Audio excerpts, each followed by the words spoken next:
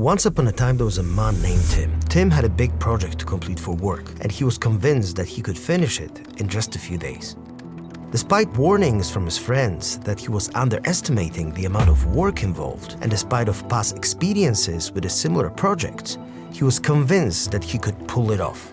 So Tim spent the next few days working extremely hard, fueled by coffee and his own sense of invincibility. He skipped meals, skipped sleep, and he even skipped his sister's wedding because he was so convinced he could finish the project on time. But as deadline approached, Tim began to realize his mistake. The project was bigger than he anticipated, and he had underestimated the amount of time it would take to complete. Ultimately, he pulled all-nighter in desperate attempt to finish the job on time. But in the end, it was all for nothing.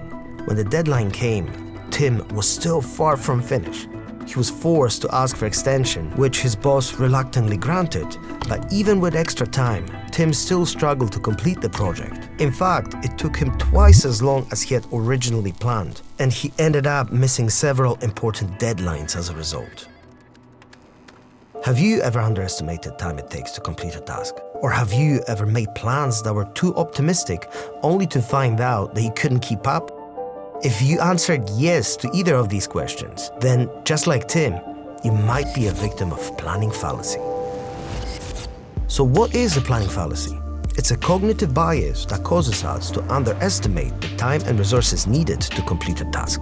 In other words, we tend to believe that we are more efficient than we actually are. So what are the causes of planning fallacy?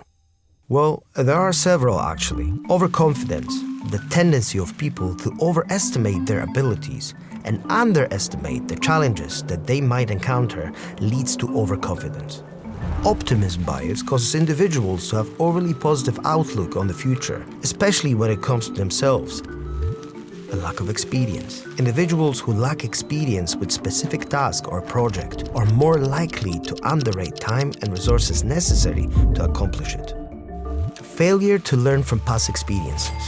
Individuals who fail to learn from their past experiences are bound to repeat the same mistakes.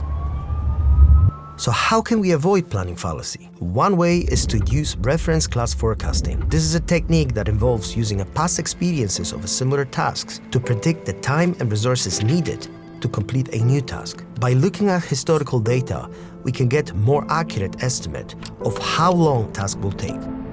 Another way to avoid planning fallacy is to break down the task into smaller and more manageable pieces. This helps to see task in its entirety and better estimate the time and resources needed to complete it.